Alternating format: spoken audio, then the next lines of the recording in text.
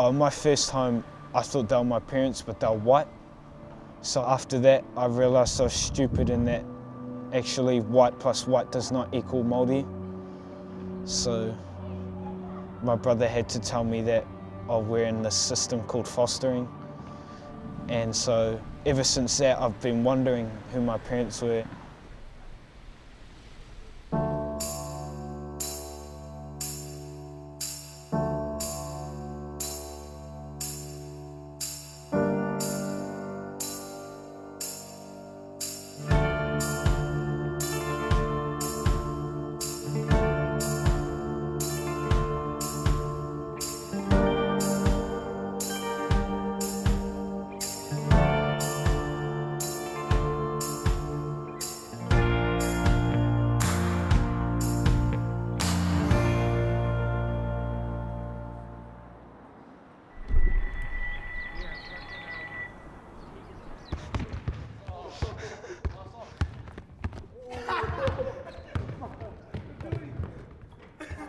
My upbringing for maybe the first 7 to 8 years of my life was tough.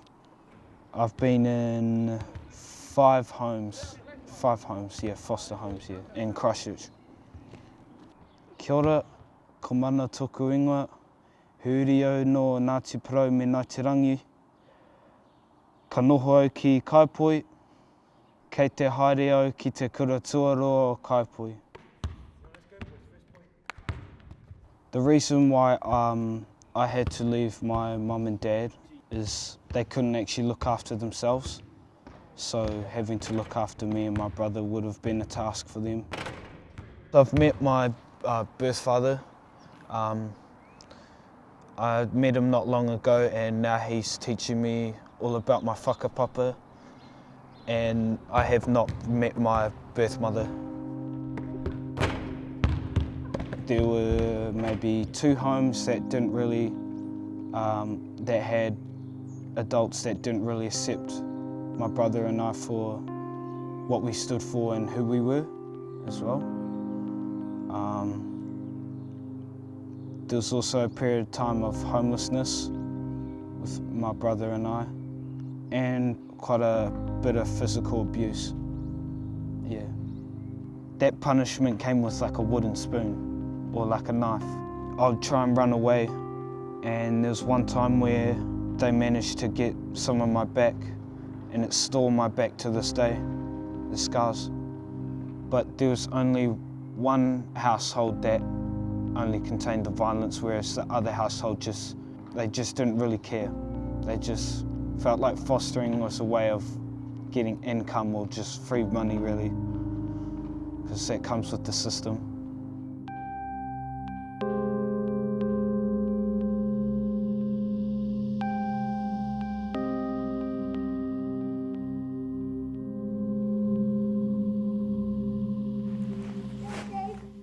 You can do it. I got it. Here you go. Ready? Go. Yay!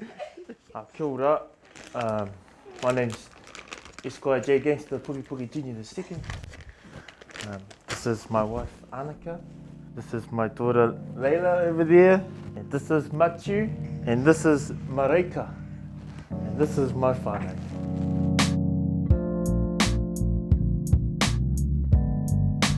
I'm a youth worker here at Bridge for Change. We work with rangatahi who may have fallen off the waka, lacking in confidence, no males around, no positive males. We operate as a whānau. It's not like you student, me teacher. We've done a whole lot of things in our life, and we've done things the hard way. So we're here to show you how to shortcut those hard things, and maybe you'll get an opportunity in your life, and we want you to be able to take that opportunity.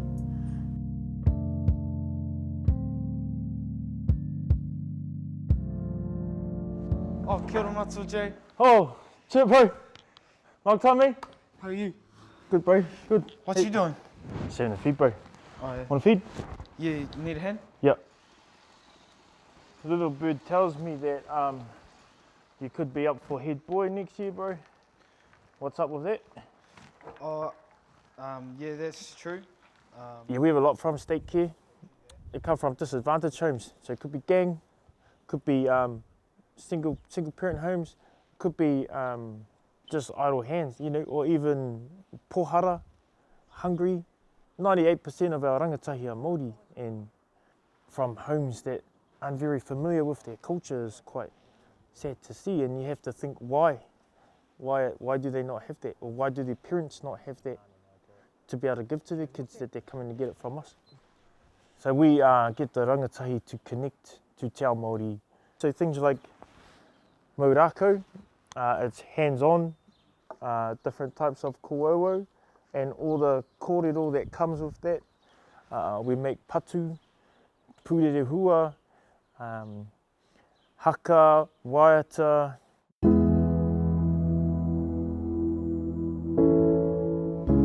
Tū whakanoa. Ia. Nā āhai kātua. Tukua. Tui, tui, hui, hui, hui, hui, hui. Hi. Hello, love. How are you? Missed ya. The family I live with now, well, they support all my decisions and anything I make. They love me for who I am. They actually care about me. Oh, look at that. Look how cute you both He are. actually kicked that giraffe in the foot. Who? Tamati. I would want to thank them for everything they've done for me. Oh, here's your kapa haka. Oh, look. That was when you went to the airport Yeah. to welcome the group, wasn't it? Oh, the Romanians. Romanian rugby team Yeah. World Cup.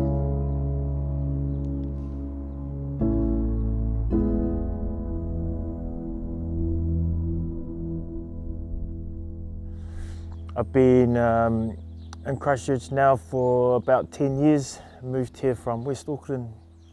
I moved here to get away from some trouble I was in Auckland. I was whāngai to my grandmother, and she brought me up. I never really had any formal education.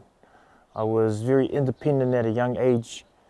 I ended up committing some crimes and going to prison. You know, I had an opportunity to meet one of my aspirations of playing in the NRL, but because of the criminal record, I wasn't able to fulfill a, you know, hundreds of thousands of dollar contract over in Australia because of the visa issues. So that was, I guess, was the catalyst for starting this program, Bros for Change. I know. Yeah, sweet as. Do you think that you've found the discipline that you've learned through Te Ao Māori or the rako, using the rako, filter into your life? Have I? Yeah. Yes. Maiki tū. Mangapare. Mangapai. It felt like I had a connection to my Māoritanga that I haven't had before. I mean, I have had a connection to my Māoritanga in terms of my culture and te reo, but Bros for Change sort of made like a brotherhood for me, if that makes sense. Yep. And learning my rako sort of taught me that I don't let my rako down, so I guess I shouldn't really let other people down. When everyone goes, oh, what's success look like for Bros for Change? Like, you need to meet mana.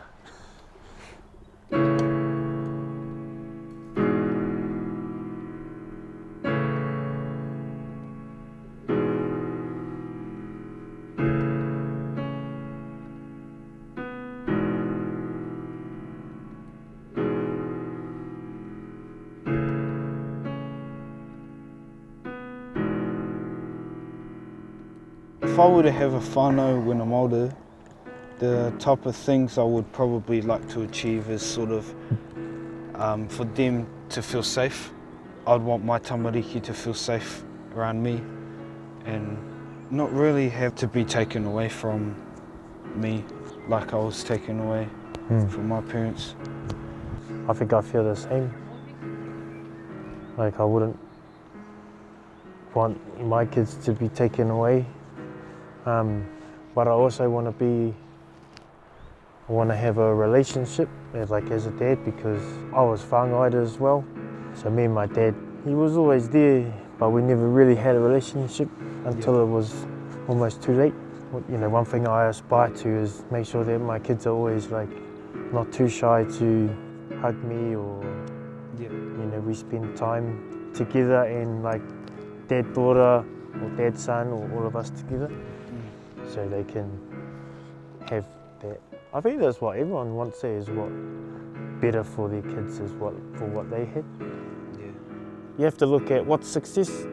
Is success NCA level 1 or 2? Or is it going home to a hot meal, or even going home? But to have a completion rate of 93.5, that means that we've given 93.5% of our rangatahi in 5 years. Karakia, maurako, and all the discipline, physical training, some reality therapy. They know how to reach us for support. That's huge. So all of those rangatahi have all of that, at least. Give them access to Māori. Make sure the Māori kids know where they come from, know what their awa is, know what their marae is, and make sure like they know how to speak te reo and know the protocols and the traditions, because if they don't, then they're lost. Once you start here, you never finish, because it's a whānau. And if you want to ring us, and if we can be there, we'll be there, because that's what whānau do.